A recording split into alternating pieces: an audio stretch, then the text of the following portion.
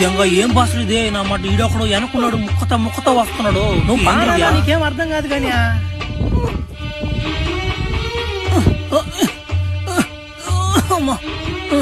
ఆవో ఆవో ఆవో ఈడేంద్ర నాయన ఆవు ఆవు అంటాడు. ఈడేమన్నా రావులా? ఒరే నా మడ్డ మీ భాష నాకేం అర్థం కావట్లేదురా నాయన. ఏంద్రా మీరు ఏం మాట్లాడుకుంటున్నారా మీరు?